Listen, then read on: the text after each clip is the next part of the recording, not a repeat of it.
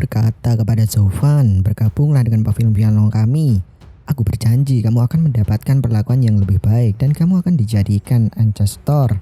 Bahkan jika pemilik pavilion Tianlong melihatmu, dia akan bersikap sopan. Nona Long yang mendengar itu berteriak, apa? Menjadikan dia seorang ancestor? Master Jiu melambaikan tangan ke arah mereka agar mereka tetap tenang. Nona Long berpikir, bukankah itu posisi tertinggi di pavilion Tianlong? Bahkan lebih tinggi daripada Penatua. Dia masihlah anak bau kencur, bagaimana bisa kita harus melakukan ini?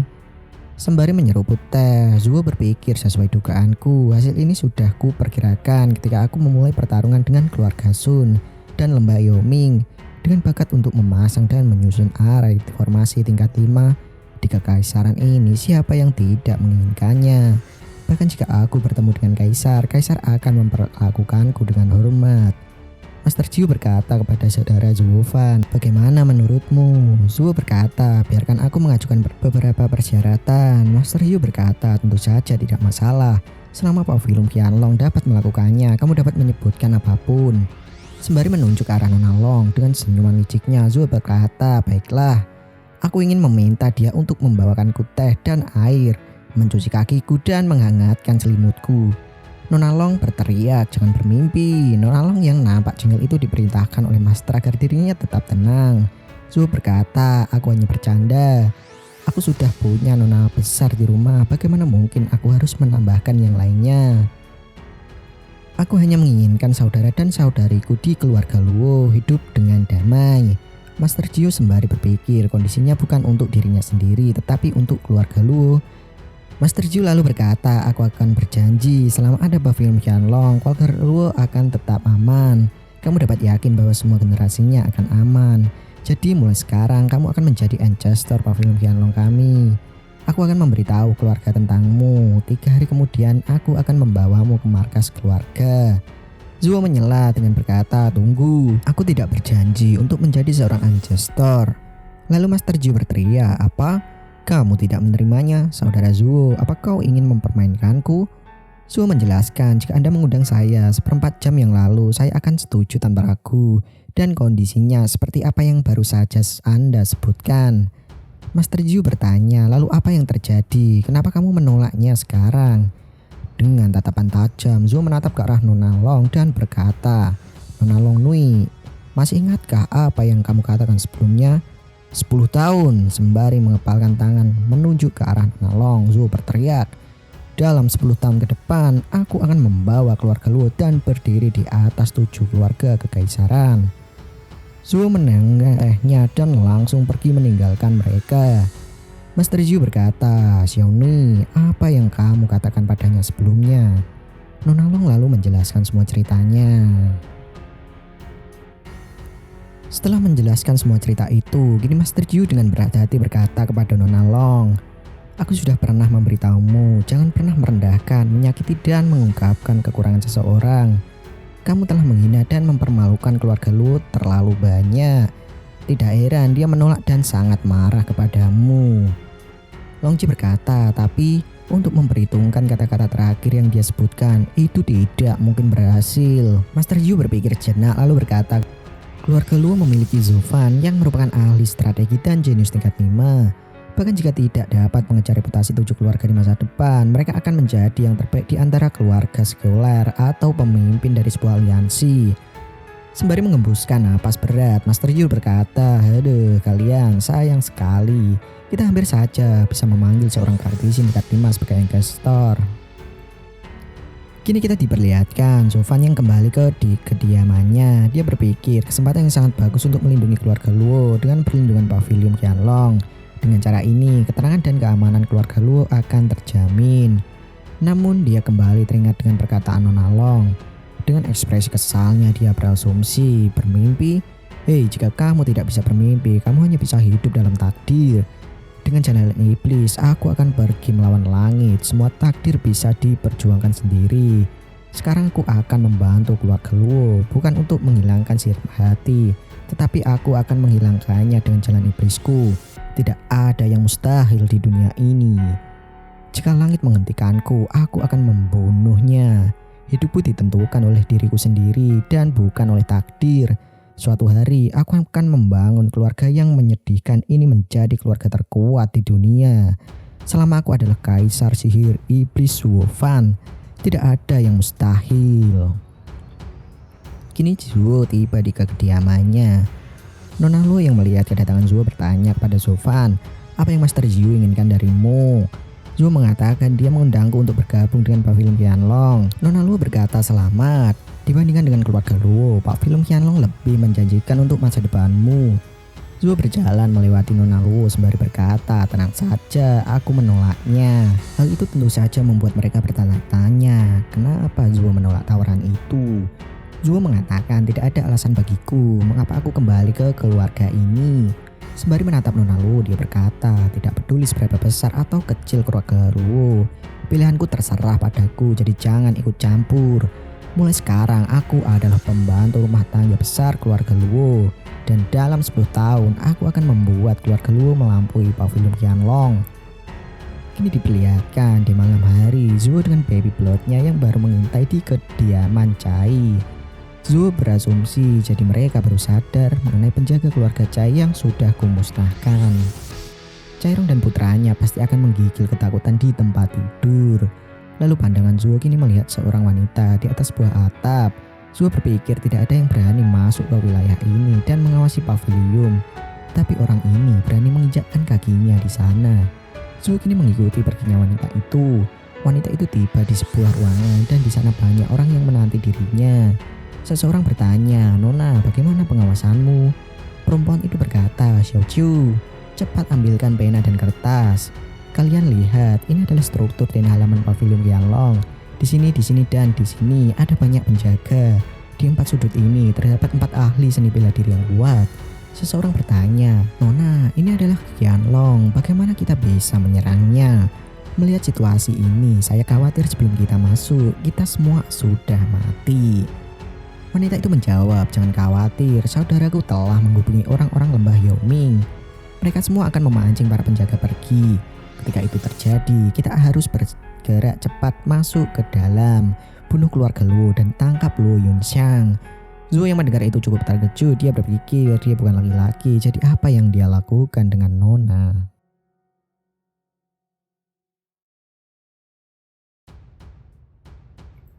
Seorang pasukan wanita berambut ungu itu bertanya, Nona, ada hal-hal yang Anda mungkin tidak senang, tapi ini tentang kehidupan saudara laki-lakimu. Apa hubungan Tuan Yaoming dengan lembah Yaoming? Akankah orang-orang di lembah Shaoxai mendengarkannya? Walaupun lembah Yaoming bersedia membantu kita, bagaimanapun Pavilion Qianlong adalah 7 keluarga kekaisaran.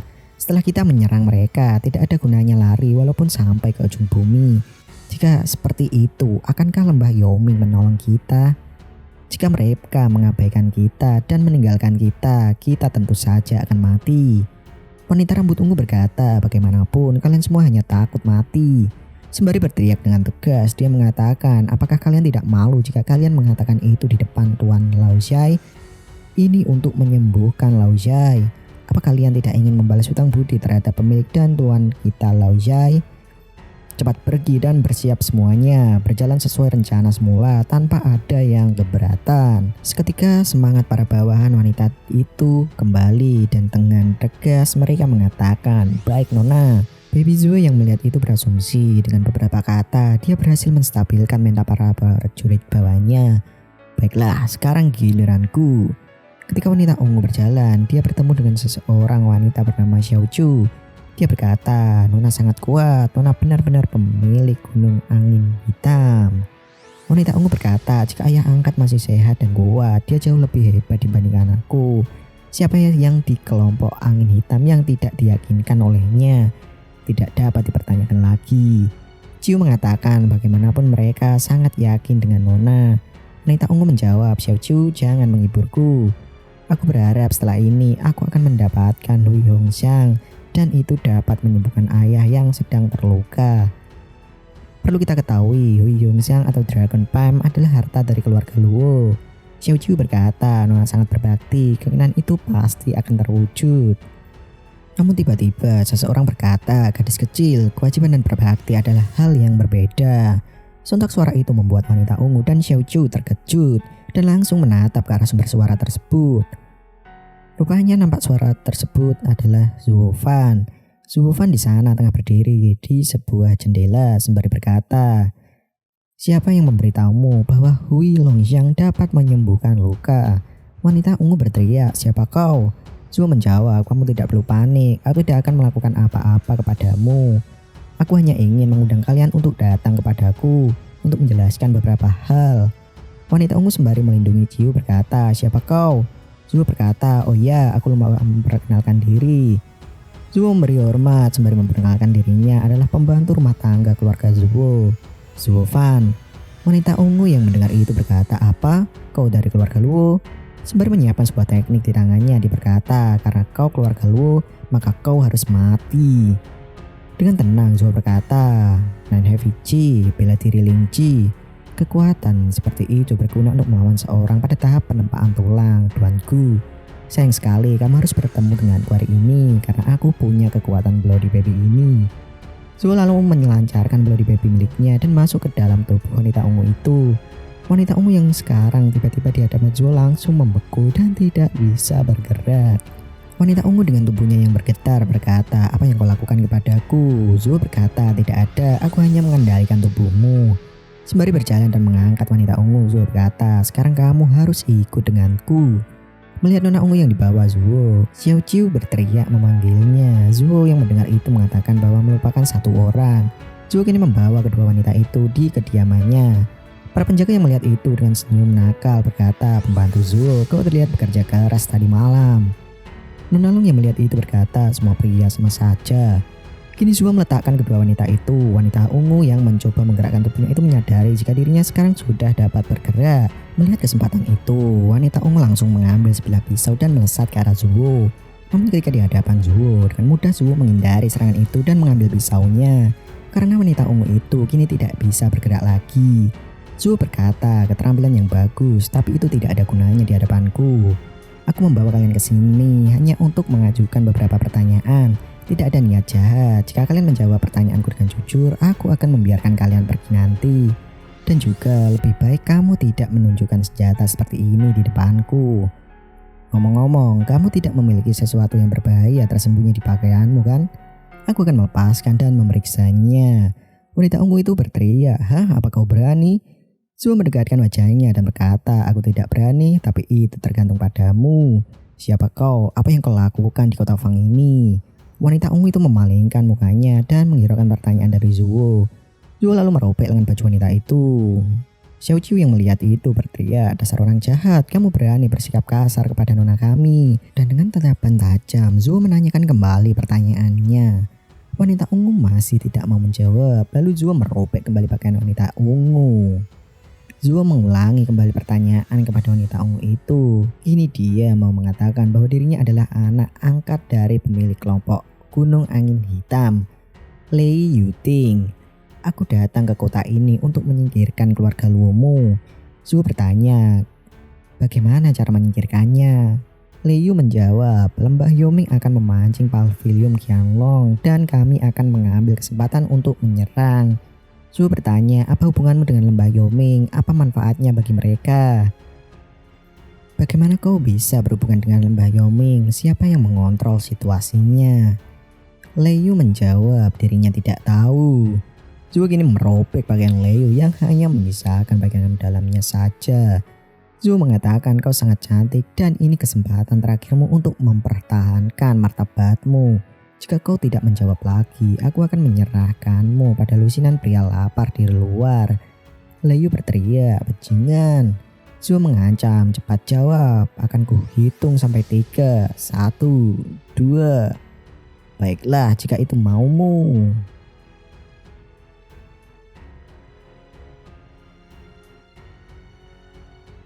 Xiao Qiu berteriak, "Jangan." Sembari meneteskan air matanya, dia berkata, "Tolong jangan lakukan itu pada Nona." Xiao Qiu mengatakan, "Koneksi dengan lembah Yoming semuanya ditangani oleh Tuan Yang." Dengan senyuman liciknya, Zuo bertanya, "Siapa itu Tuan Yang?" Liu berteriak, "Jangan katakan." Tapi Zuo kini menikam mulut Liu dan mendengarkan penjelasan dari Xiao Qiu. Xiao Qiu menjelaskan namanya Yang Ming, seorang pemilik Shaozai. seorang murid dari pemilik gunung angin hitam dan tunangan Nona. Pada suatu hari, pemilik gunung diserang oleh Luo Zhenan, pemilik keluarga Luo. Tubuhnya lumpuh dan tidak bisa berbicara. Jadi, Zuo menyahut, jadi kalian menyelinap ke keluarga Luo, melakukan balas dendam, lalu apa? Xiao Chu nampak terdiam. Melihat reaksi itu, Zuo kini bersiap untuk merobek baju Leiyu. Xiao Chu yang melihat itu langsung berkata, kami tidak yakin melawan para penjaga keluarga Luo. Untungnya Tuan yang memiliki berbagai keterampilan dan rencana, jadi kami membuat kontrak dengan pembantu keluarga Luo, Sun Guanjia, sehingga kami dapat bergabung dan mengalahkan keluarga Luo. Kemudian Luo Yunxiang melarikan diri dan kami dapat info dia sedang di kota ini. Baru-baru ini Tuan yang mengatakan bahwa dia sudah menghubungi lembah Yoming untuk membantu. Su berkata, baiklah, tapi bagaimana kamu tahu bahwa pemilik gunung diserang oleh Yu Zhenan? Apakah kamu melihat dengan mata kepalamu sendiri? Xiao Chu menjawab, Tuanlah yang melihatnya. Su bertanya kembali, informasi mengenai Luo Longjiang yang dapat mengobati luka pemilik gunung, apakah itu juga dikatakan Tuan Yang? Lalu tiba-tiba di tengah interogasi Zuo, Nona Luo dengan ekspresi polosnya membuka pintu dan berkata, Zuo Fan, apa yang sedang kamu lakukan? Apakah kamu punya waktu? Temani aku berbelanja. Dengan wajah datarnya, Zuo menatap ke arah Nona Luo yang tidak mengerti situasinya saat ini. Nona Luo yang melihat mereka berteriak, Zuo Fan, apa yang sudah kamu lakukan? Bagaimanapun ini adalah pavilion Qianlong. Bagaimana kamu bisa melakukan hal yang tak senonoh di tempat orang lain? Zuo dengan ekspresi datarnya berkata, aku melakukan ini semua untuk keluarga Luo. Nona Luo yang mendengar itu sontak memarahi Zuo.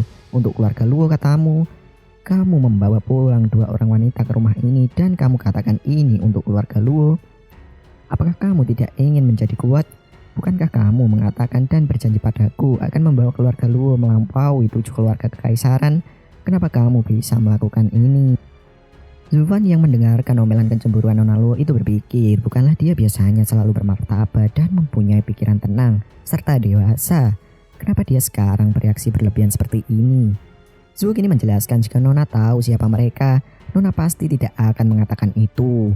Mereka adalah bandit gunung angin hitam, aku baru saja menginterogasi mereka. Walaupun mereka bandit gunung, tapi ini adalah cara paling efektif untuk menginterogasi wanita. Lalu sontak ekspresi Nona Luo berubah seketika, dia berkata, apa? Jadi mereka dari gunung angin hitam? Kembalikan kehidupan ayahku. Nona Luo lalu melesat ke arah 2 orang tersebut dan akan mengajar mereka. Tapi Zufan memegang tangan Nona Luo dan berkata agar Nona Luo tetap tenang.